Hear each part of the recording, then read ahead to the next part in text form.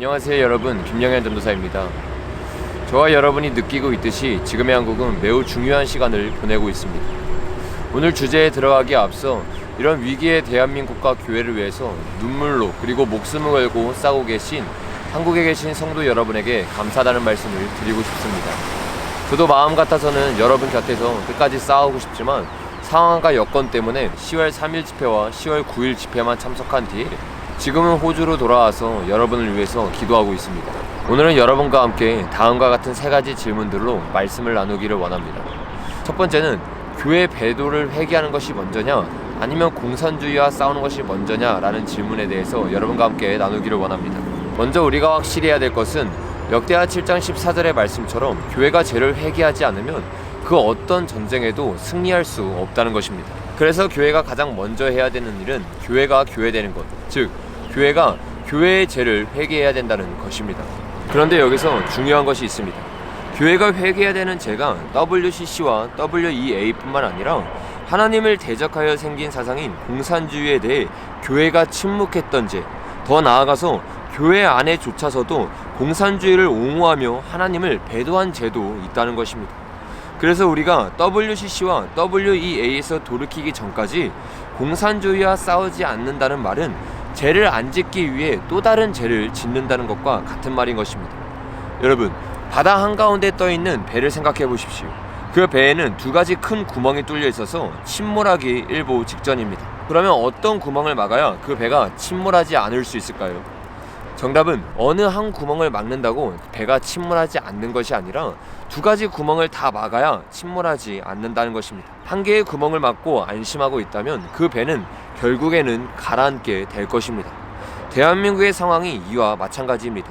WCC와 WEA 문제를 해결해도 공산주의 문제에 침묵한다면 하나님께 죄를 짓는 것입니다. 반대로 공산주의와 열심히 싸워도 WCC와 WEA의 죄에 대해 회개하지 않는다면 이 또한 하나님께 죄를 짓는 것입니다. 그러므로 대한민국이라는 배가 침몰하지 않기 위해 지금 이 시기에 우리가 해야 되는 일은 분명한 것입니다. 하나님 앞에 교회가 지은 죄인 WCC와 WEA 그리고 공산주의에 침묵하고 옹호한 교회의 죄를 회개해야 하는 것입니다. 그런데 안타까운 것은 지금의 한국교회는 사단이 짜놓은 프레임에 빠지고 있습니다. 공산주의와 싸우는 것이 중요하지 WCC와 WEA를 회개하라는 말은 극단적이고 독선적인 것으로 몰고 가고 있습니다.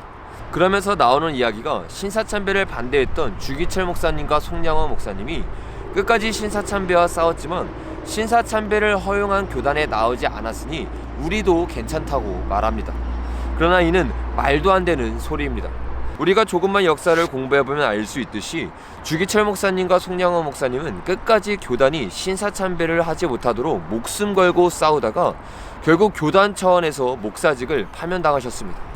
우리가 이러한 역사적인 사실을 볼 때에 이런 예화를 들 거면 적어도 교단에 남아 목사직을 파면당할 각오로 싸우는 사람들에게 인용을 해야지 WCC와 WEA에 탈퇴 안 해도 된다는 말을 하기 위해 이 예화를 쓰는 것은 옳지 않은 일인 것입니다.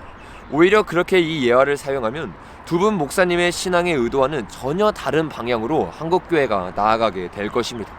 우리가 10분 양보해서 주기철 목사님과 손양원 목사님이 끝까지 교단을 탈퇴 안 했다고 쳐봅시다.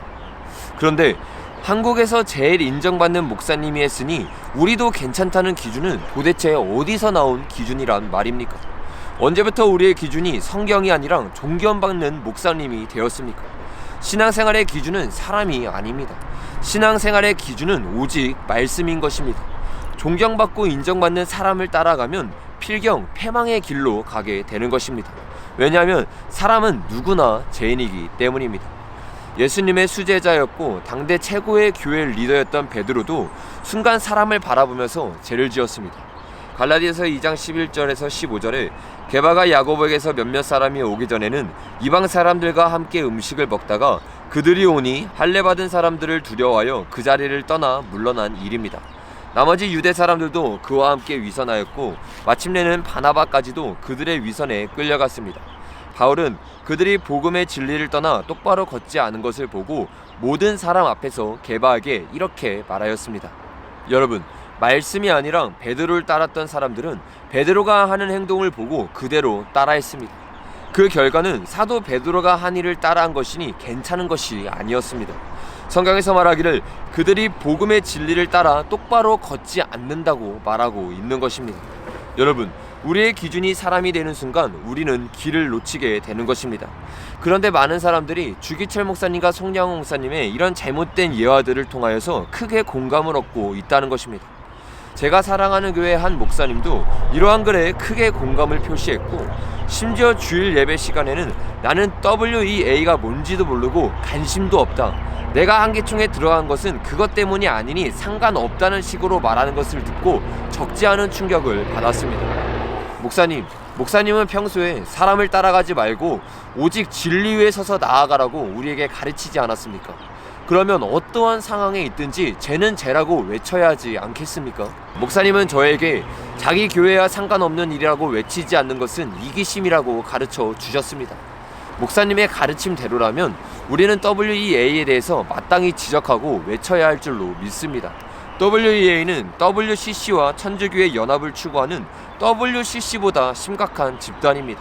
지금 한국교회는 WEA 때문에 예수님과 함께 다른 신을 섬기면서도 내가 구원을 받는다고 믿고 있습니다. 이러한 상황 가운데서 우리 교회는 WEA를 찬성 안 하니 한기총이 WEA를 찬성하든 말든 상관이 없다는 말은 너무나 이기적인 말인 것입니다. 목사님이 그동안 소신있게 외쳐오며 한국교회를 위해서 목숨을 걸고 진리를 외쳤던 것처럼 지금도 마찬가지로 WEA 때문에 수많은 사람들이 잘못된 구원을 가지고 지옥에 빠져가고 있는 것을 막아야 할 줄로 믿습니다. 저는 목사님이 한기총에 들어가신다고 하셨을 때 그것에 대해 반대하지 않았습니다. 오히려 목사님같이 소신있게 진리를 외치는 분이 한기총에 들어간다면 한국교회에 새로운 희망이 일어날 수 있겠구나 하는 희망을 품고 기대를 가지면서 바라보았습니다. 그렇게 기대를 가지고 목사님의 행보를 지켜보던 가운데 이러한 목사님의 발언을 듣고 제 마음이 아팠습니다. 부디 목사님이 그 영향력 있는 자리에서 목사님이 말씀하신 진정한 교회 개혁을 이루시기를 간절히 기도하겠습니다. 둘째로 10월 25일에 있었던 스님에 대한 발언에 대해서 우리가 같이 나눠보기를 원합니다. 이번 10월 25일 집회에서 한 스님의 발언 가운데 할렐루야 나미아무탑이라고 하면서 하나님의 이름을 모독하는 일이 있었습니다. 이 발언을 놓고 교계에서는 크게 두 가지 의견으로 나뉩니다. 기독교 주간 집회 때 한 말이니 교회가 배도한 것이다라는 말과 국민대회 때 스님이 한 말이니 배도가 아니다라는 의견입니다. 집회를 처음부터 끝까지 참석하신 분들은 아시겠지만 이 발언은 국민대회 때 있었던 발언이고 주최 측이 예상하지 못한 발언이었습니다. 그래서 우리는 이것만 가지고 그 집회에 참석했던 모든 성도가 배도를 했다고 말하는 것은 무리가 있는 것입니다. 그러나 그럼에도 불구하고 그 자리는 기독교에서 주최한 자리였고 수많은 기독교인들이 모여있던 자리에서 공개적으로 하나님의 이름이 망령되이 여겨진 것입니다.